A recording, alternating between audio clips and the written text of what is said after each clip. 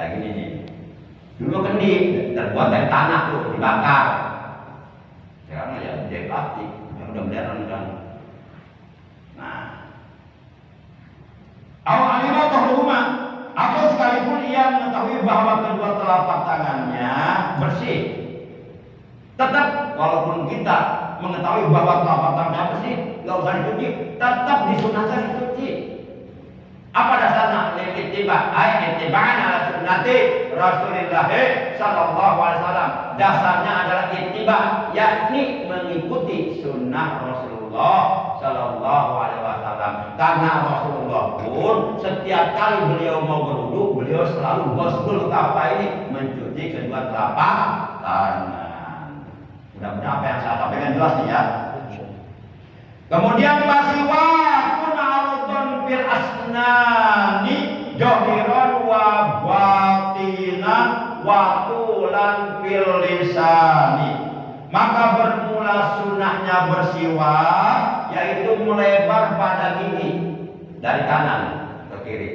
Tarik 1, 2, 3. Kemudian johirun wa batinan, baik gigi bagian luar maupun gigi bagian dalam. Disunahkan itu tersiwaki. Tulan ke lisan dan memanjang ke lisan, ke lidah, maksudnya ke dalam. Itu kesunahan bersiwak seperti itu. Lupa saya nggak ke bawah tuh kayak alatnya. Tadi udah disiapkan, tapi ya namanya lupa nggak ingat susah ya. Kalau lupa pasti nggak ingat kan ya. Ya kalau ingat pasti nggak lupa aku.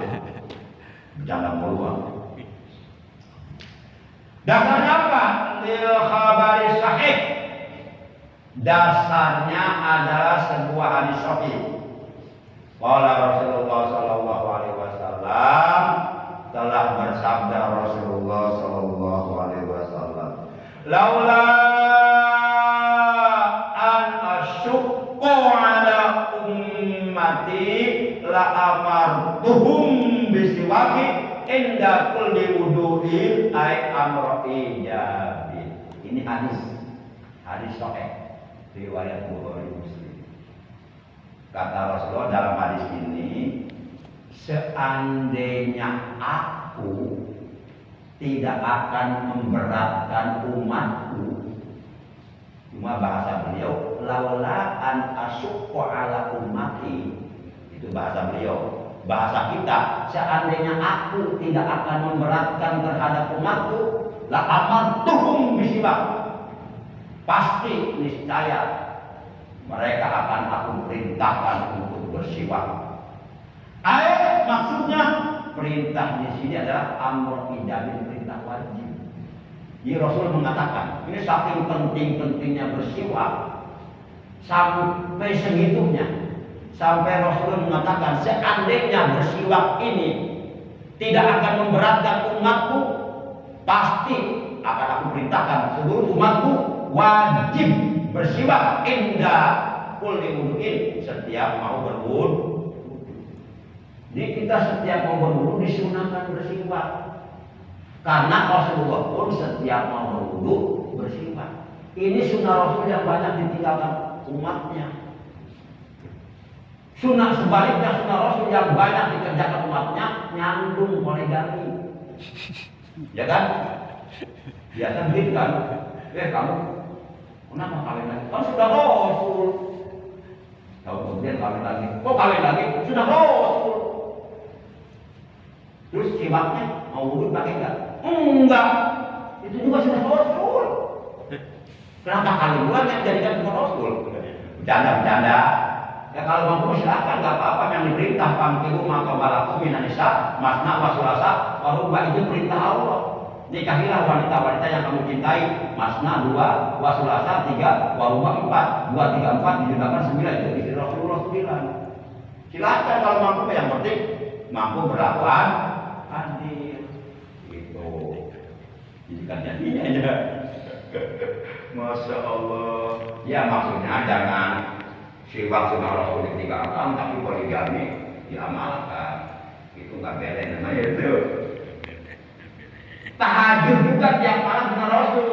Kita tahajud kan tiap malam itu. Katanya mau sunnah Rasul. Tahajudnya kagak. Puasa Senin Kemisnya kagak. Yang diambil nyandung.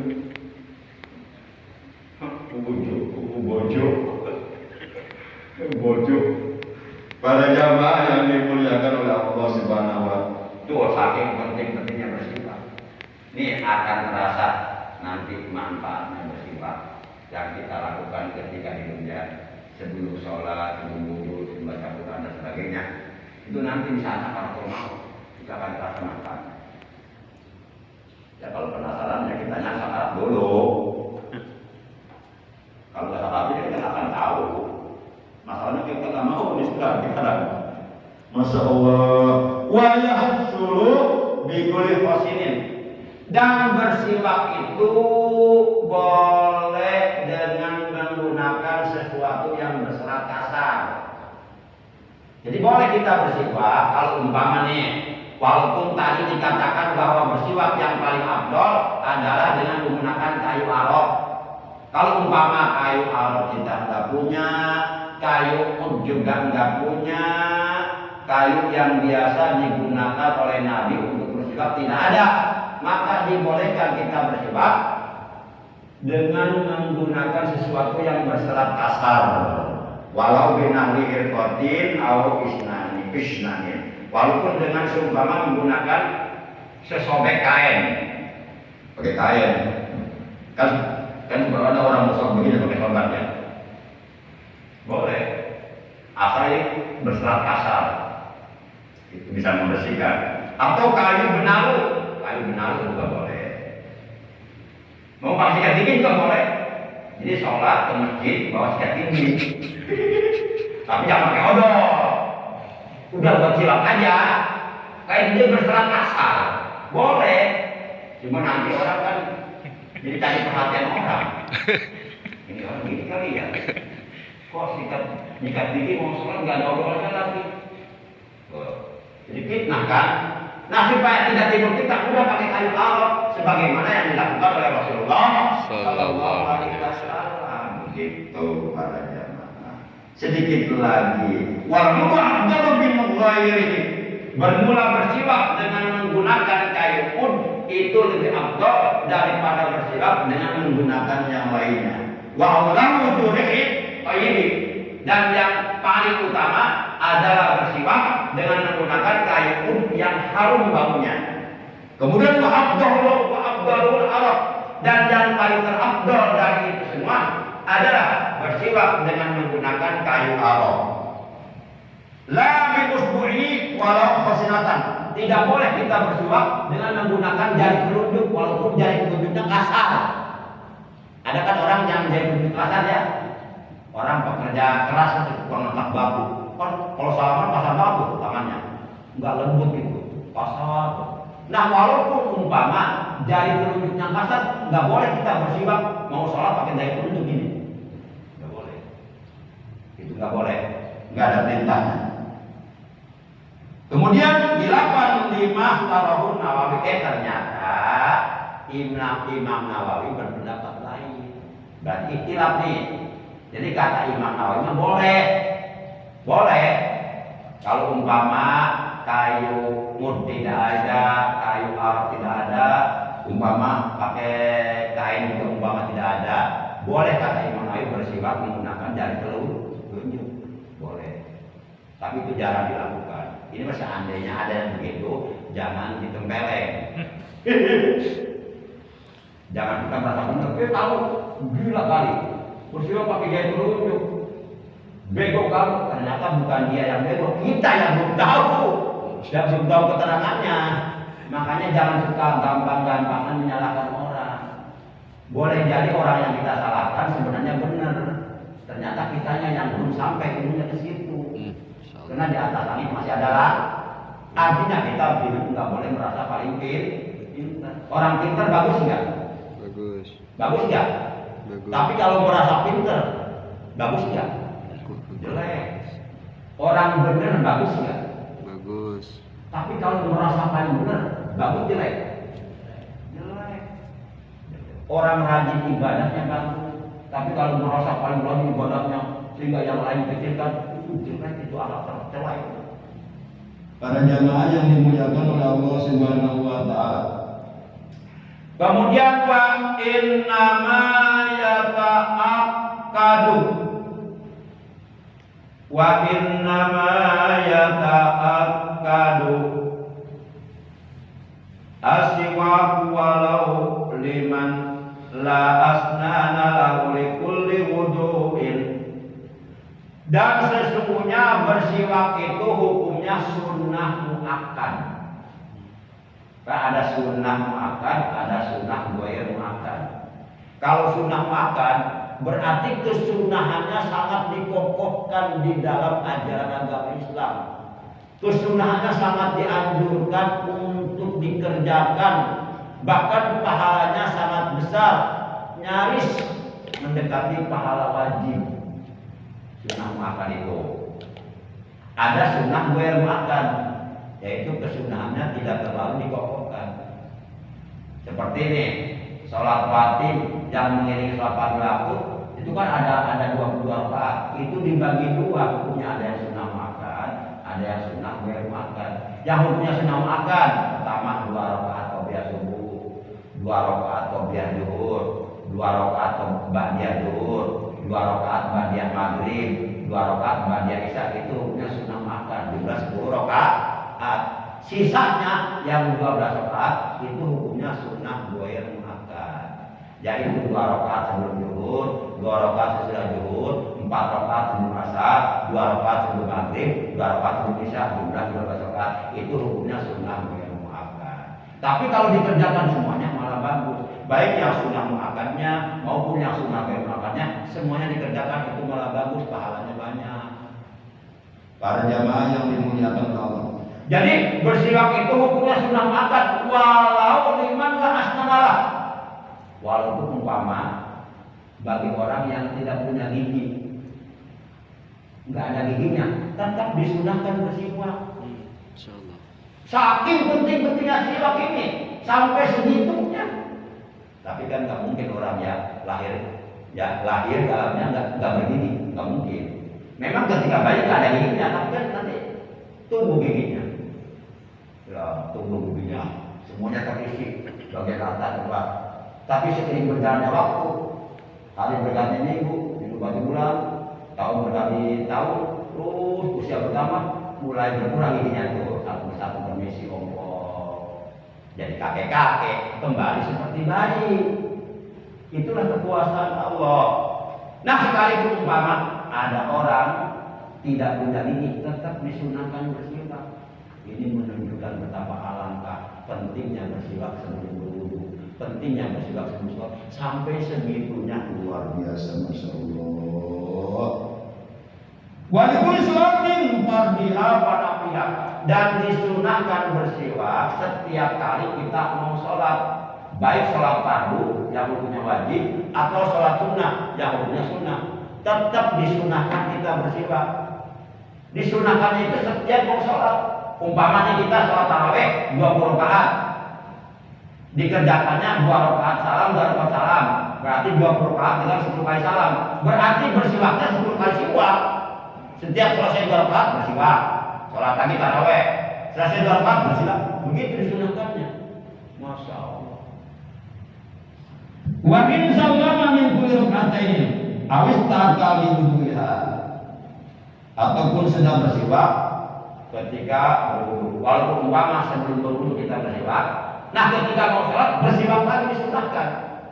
Jangan begini, kan bersiwaknya udah tadi sebelum berwudu, sekarang tinggal sholatnya aja. Tetap walaupun tadi sebelum berwudu kita udah bersiwak, tetap di saat mau sholat tetap kita disunahkan bersiwak lagi.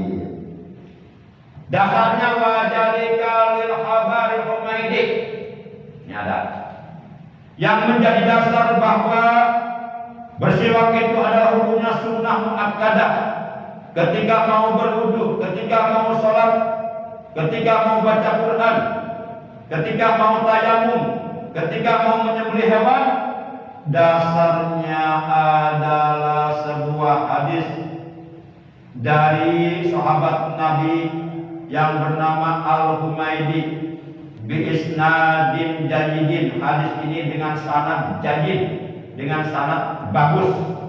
Kata Rasulullah dalam hadis ini, rakaatani bi siwakin afdalu min sab'ina rakaatan bila siwakin. 2 rakaat dengan bersiwak itu jauh lebih afdol, jauh lebih utama daripada mengerjakan sholat 70 rakaat tanpa bersiwak terlebih dahulu. Si A mau wudu bersiwak dulu, kemudian mau sholat sunnah bersiwak dulu, sholatlah dia 2 rakaat. Si B mau wudu tidak bersiwak dulu, mau sholat tidak bersiwak dulu, tapi si B sholatnya dapat 70 rakaat. Si A sholatnya cuma 2 rakaat. Ini lebih aku ini yang 2 rakaat dengan bersiwak. Menurut bapak-bapak, sholat 2 rakaat dengan sholat 70 rakaat lebih banyak mana? 70 lah. 200.000 dengan 200 juta lebih banyak mana? Nah, si A cuma 2 rakaat, si B 70 rakaat, tapi lebih afdal si A. Kenapa? Karena si A bersiwak dulu. Itu saking pentingnya bersiwak, masya Allah. Padahal itu pekerjaan ringan, dan itu sunnah Rasul, tapi banyak dilupakan orang, ditinggalkan. Seakan-akan itu tak penting. Padahal itu sunnah Rasul. Orang yang cinta Rasul pasti menghidupkan sunnah Rasul. Kita katakan cinta Nabi. Man ahabbani kana fil jannah. Kata dia, barang siapa yang benar-benar cinta kepadaku, dia akan bersamaku nanti di surga. Salah satu bukti orang yang cinta kepada Nabi adalah menghidupkan, mengamalkan, mengikuti sunnah Nabi Muhammad Sallallahu Alaihi Wasallam. Jangan dituduh doang untuk cinta, buktikan cintamu sama Nabi dengan mengamalkan sunnahnya. Di antaranya bersiwak sebelum berwudu, bersiwak sebelum sholat, bersiwak sebelum baca Quran dan lain sebagainya, sebagaimana yang tadi sudah dibahas. Para jamaah yang dimuliakan oleh Allah Subhanahu wa taala. Demikian kali kita pagi hari ini. Insyaallah nanti kita lanjutkan. Mudah-mudahan panjang umur semuanya, sehat semuanya, dan umurnya kesehatannya dibarokahkan oleh Allah Subhanahu wa taala sehingga bisa menambah amal kebaikan, amal ibadah, amal soleh untuk bekal hidup kita nanti di alam akhirat. Amin ya Allah ya rabbal alamin. Faman saqulat fawajibu faulai qaumul muflihun. Kata Allah dalam Al-Quran, barang siapa yang banyak amal kebaikannya, banyak amal solehnya, banyak amal ibadahnya, banyak kebaikannya, faulai qaumul muflihun, maka mereka adalah orang-orang yang beruntung nanti di akhirat. Mereka oleh Allah akan dijadikan para penghuni surganya Allah. Itulah orang-orang yang beruntung. Maka yuk kita manfaatkan sisa-sisa umur kita manfaatkan kesehatan darah kita untuk terus tetap istiqomah dalam mengerjakan kebaikan, dalam mengerjakan amal soleh, dalam mengerjakan ibadah, dalam mengerjakan perintah-perintah Allah dan Rasulnya. Mudah-mudahan kita oleh Allah diberikan pertolongan untuk bisa mengerjakan perintah-perintah Allah dengan baik. Amin ya Allah ya rabbal alamin. Akhirnya para jamaah, mari kita tutup tahlil kita dengan ucapan hamdalah. Alhamdulillahirabbil alamin. Subhanallahumma wa bihamdika asyhadu an la ilaha illa anta astaghfiruka la syarika laka astaghfiruka wa atubu ilaik. Astagfirullah rabbal maraya, astagfirullah minal khataya ya Rasulullah, salamun alaik ya Rabbi asani wa daraji aqbat ya jirat alami ya uhailal judi wal karami ya uhailal judi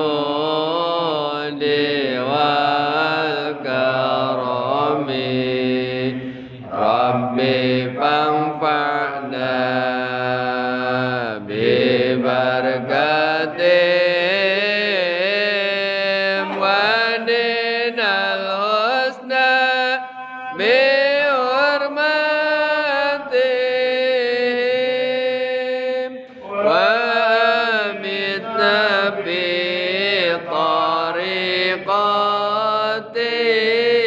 بطريقتهم ومحبتهم من الفتن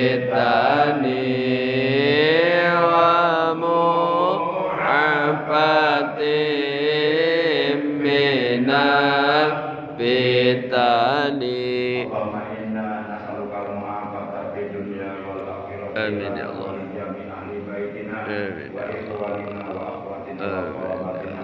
Ya Allah, sesungguhnya kami memohon kepadamu mu'afah, memohon kepadamu keselamatan, kesejahteraan di dunia dan di akhirat untuk kami, untuk keluarga kami, untuk saudara-saudara kami, untuk sahabat-sahabat kami. Rabbana atina fid dunya hasanah wa fil akhirati hasanah wa qina adzabannar. Wa sallallahu ala sayyidina Muhammad wa ala alihi wa sallam. Walhamdulillahi rabbil alamin. Demikian, terima kasih. Mohon maaf. Hadanallahu wa iyyakum ajma'in. Wassalamualaikum warahmatullahi wabarakatuh. Sallallahu ala Muhammad sallallahu alaihi wasallam. Sallallahu ala Muhammad sallallahu alaihi wasallam. Sallallahu ala Muhammad sallallahu alaihi wasallam. Sallallahu ala Muhammad sallallahu alaihi wasallam sallallahu ala Muhammad sallallahu alaihi wasallam sallallahu ala Muhammad sallallahu ya bi salli wa sallim Allahumma salli wa sallim wa barik